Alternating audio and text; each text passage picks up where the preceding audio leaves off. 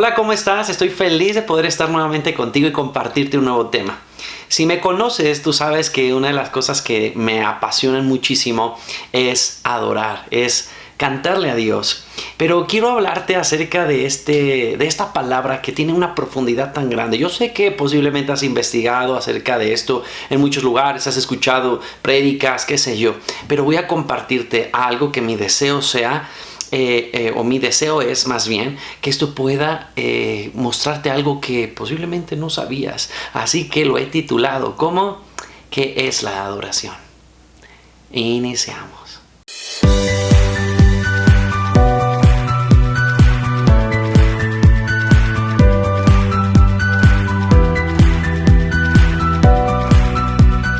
Bueno, pues empecemos a hablar acerca de la adoración, y para hablar de la adoración necesitamos definir qué es adoración.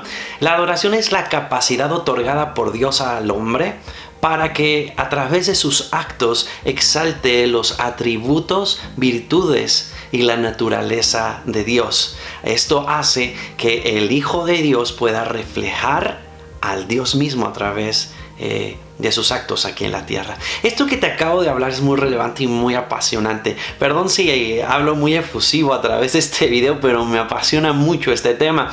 Y es que pensamos que la adoración en esencia es música, pero en esencia no tiene nada que ver con música. La adoración es la congruencia de lo que yo creo, de lo que pienso y de cómo actúo.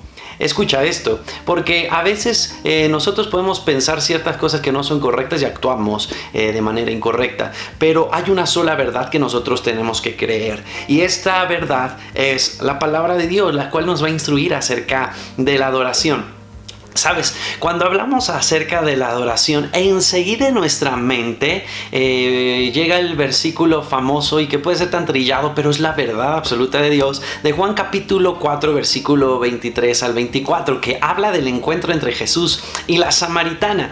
Hay algo interesante acerca de esto, porque es la mayor, bueno, para mí se expresa la mayor revelación de la adoración a través de Jesús en la historia bíblica. Y es que Jesús anhelaba extender esta revelación no solo a su pueblo, sino a los que estaban en zonas aledañas. ¿Cómo es esto, Enrique? Y es que es una realidad, porque la mujer samaritana se sorprende que Jesús esté en ese lugar y que incluso esté hablando con ella, porque judíos y samaritanos no se llevan entre sí. Es más, sabemos a través de la historia que los judíos ni siquiera pisaban la tierra de los samaritanos, porque ni querían tener trato con ellos, porque para ellos era como algo impuro. ¿Y sabes por qué?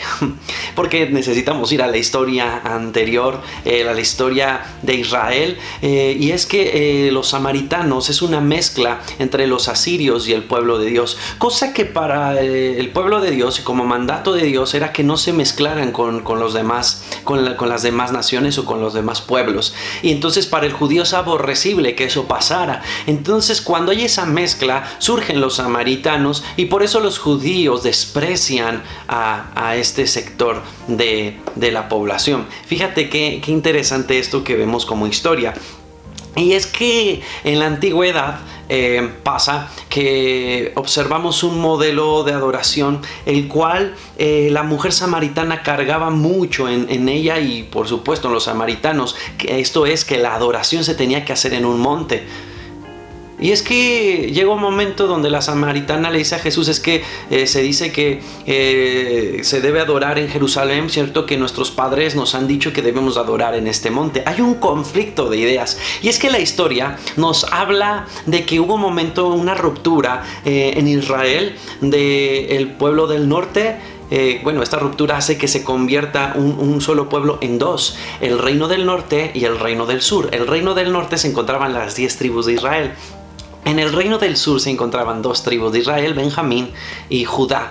Y hay un asunto ahí, y es que en el reino del sur se encontraba el templo, donde se había establecido que todo el pueblo necesitaba ir ahí para adorar. Escucha esto. Y surge en el reino del norte el primer rey llamado Jeroboam, que distorsiona por completo la adoración. Incluso crea un modelo levítico falso con sacerdotes que tergiversan la adoración que le agrada a Dios. Entonces llega un momento que el celo equivocado de ese rey Jeroboam impide al pueblo bajar a adorar al sur y a los demás al templo como se había establecido. Y a causa de esa rebeldía llegan los asirios, entendemos la historia, y hay una mezcla entre ellos. Y es donde surgen los famosos samaritanos. Entendiendo todo esto, vamos a la historia de Juan capítulo 4, donde hay ese encuentro entre Jesús y la samaritana. Y es ahí donde le dice: ¿cómo tú, siendo judío, vienes a mí siendo que yo soy samaritana? Nuestros padres nos han dicho que debemos adorar en este monte, pero ustedes han establecido que es en Jerusalén. Y hay una respuesta tan extraordinaria de Jesús que le dice a esta mujer samaritana: pues no será ya en ese monte ni en Jerusalén, sino que los adoradores adorarán al Padre en espíritu y en verdad. ¡Wow! ¡Qué extraordinario! El versículo 23 habla de eso, que el Padre está buscando adoradores en espíritu y en verdad. Y el versículo 24 del capítulo 4 de Juan establece: Dios es espíritu, y los que le adoran en espíritu es necesario que le adoren. Y los que le adoran es necesario que le adoren en espíritu y en verdad. Si te das cuenta, aquí viene lo interesante y lo apasionante de esto. En el versículo 23 habla de adoradores en espíritu y en verdad. Dos principios. Para adorar a Dios se necesita adorar en espíritu y en verdad. Cuando vamos nosotros a hacer alguna actividad, no podemos saltarnos al paso 2 si antes no hacemos el primero. Necesitamos primero terminar algo para llegar al siguiente paso. Y esto es importante y un principio del reino. Nosotros primero tenemos que hacerlo en espíritu para poderlo llegar en segundo paso a hacerlo en la verdad. Cuando habla acerca de espíritu, si te das cuenta, en el versículo 23 lo habla o se escribe con E minúscula. ¡Wow! Debemos adorar en espíritu y en verdad. Y en el versículo 24 habla: Dios es espíritu.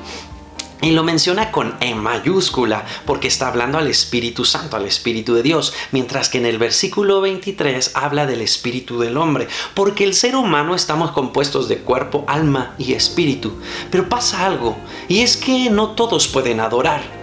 Solo aquellos que son llamados hijos de Dios. Esto es muy importante que lo sepas, porque no todos somos hijos de Dios. Solo aquellos que le hemos entregado nuestra vida a Jesús. Juan 1:2 establece que a todos los que le recibieron, a los que creen en su nombre, Dios le dio la potestad de ser llamados hijos de Dios. Pero pasa algo importante, que antes de conocer a Jesús, nuestro espíritu estaba dormido. Pero cuando le entregamos nuestra vida a Jesús, el Espíritu Santo llega a nuestro espíritu y lo vivifica. Por eso Juan capítulo 3 establece un encuentro entre Jesús y Nicodemo, y Jesús le dice que es necesario que nazcamos de nuevo. El nuevo nacimiento hace que el primer paso de la adoración se establezca, porque estando el Espíritu en nosotros podemos adorar de manera correcta. Por eso te digo, alguien que no es hijo de Dios, por más que quiera hacerlo en su intelecto y en su forma, no podrá adorar, porque esta adoración es herencia de los hijos de Dios. Fíjate qué privilegio. Ahora con más ganas debes de adorar a Dios. Ahora, el primer punto nos va a llevar al segundo, y es que la palabra de Dios dice que el Espíritu Santo nos guiará a toda verdad. Entonces, estoy adorando en espíritu, y el Espíritu Santo dentro de mi espíritu me guiará a toda verdad. ¿Quién es la verdad? Porque el segundo punto es adorar en verdad. Y es ahí donde Juan capítulo 14 versículo 6 establece acerca de lo siguiente. Jesús menciona acerca de esto: yo soy el camino, yo soy la verdad y yo soy la vida. Escucha esto, Jesús se proclama como la verdad. Entonces el Espíritu Santo nos va a guiar al segundo punto. Entonces el Espíritu Santo nos va a llevar a la verdad, y la verdad es Jesús. ¿Cómo está esto, Enrique? Quiero entender cómo ese segundo punto es acerca de adorar en la verdad, en Jesús.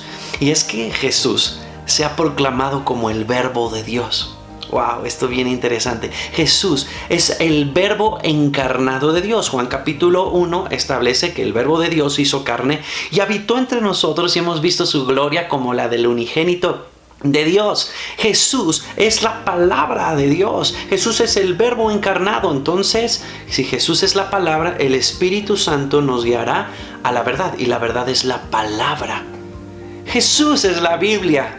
Desde Génesis hasta Apocalipsis se revela quién es Jesús. Por eso la palabra de Dios dice que tenemos la mente de Cristo, y esa mente es adquirida a través de la Biblia.